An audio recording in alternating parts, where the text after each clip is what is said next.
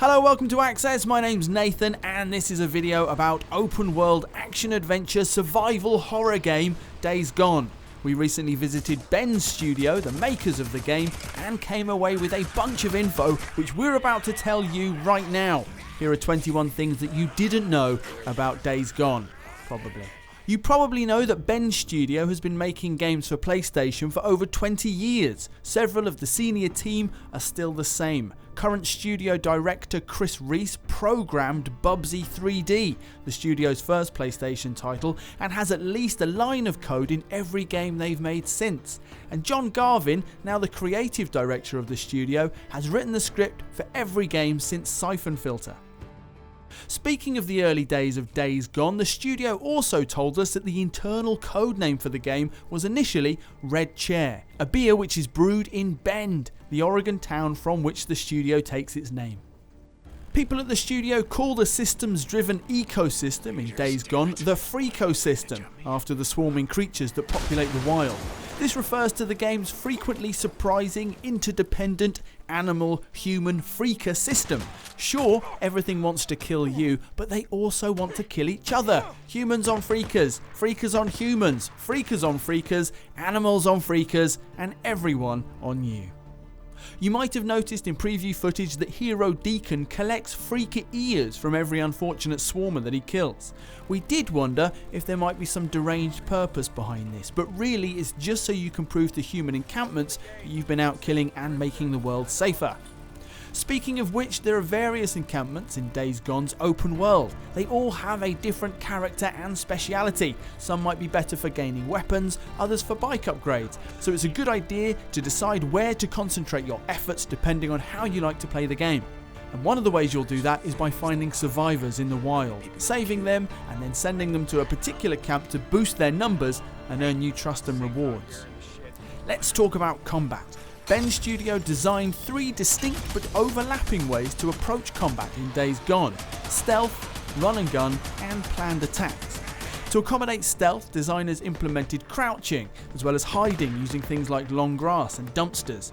Noise scales with speed, so the slower you go, the quieter you are. The ability to manipulate AI movement is important, so Deacon can throw rocks and noisemakers to distract enemies. And they wanted stealth to feel powerful too, so they gave Deacon deadly takedowns which he can perform while unseen. The crossbow is a powerful part of Deacon's stealth approach, partly because it's silent and so good for stealth, and partly because Deacon can craft new bolts from trees, so ammo is always easy to come by. Deacon can also craft various kinds of bolts aside from standard ouchie ones. Residue bolts are made with samples from freaker dens and cause human enemies to freak out and turn against each other. In designing run and gun gameplay, the studio went for 3 quick access weapon slots, sidearm, rifle and special, to increase variety.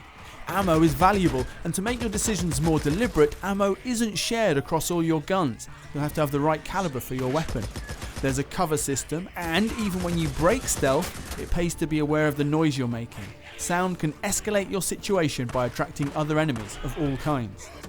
Melee weapons are a crucial part of run and gun gameplay, for clutch situations where you don't have time to reload or to save ammo altogether. Variety is important here too. There's a range of 1- and 2-handed melee weapons, and while they all have durability, you can repair favourites with scrap in order to keep them in working order. This is why you can't buy melee weapons from merchants in the game, as someone from the studio explained, because buying stuff that breaks sucks. Finally, there's also planning your attack. Things which facilitate this approach include Deacon's binoculars, which he can use to tag enemies while scoping out encampments, tags which then give you awareness and health information about enemies as you sneak about. There are traps which Deacon can craft and place around the environment to give himself an advantage, and it pays to familiarise yourself with the area around you anyway.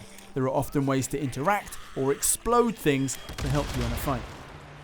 Deacon's drifter bike isn't based on a specific model or range of bikes, but draws inspiration from both sporty off-road adventure bikes and the custom-fit survival bike scene. Upgrading the bike is important for lots of reasons in the game, but partly because the world contains hidden areas, mostly Nero helicopters, which are only accessible on the bike once you've unlocked and equipped certain upgrades. Days Gone is made using a modified version of the Unreal 4 engine, which the developers at Ben's studio discovered doesn't have built-in support for two-wheeled vehicles. Every time you ride a motorcycle in Days Gone, think about this. Those extra wheels are still there. They're just invisible, turned horizontal, and with all physics and collision detection turned off.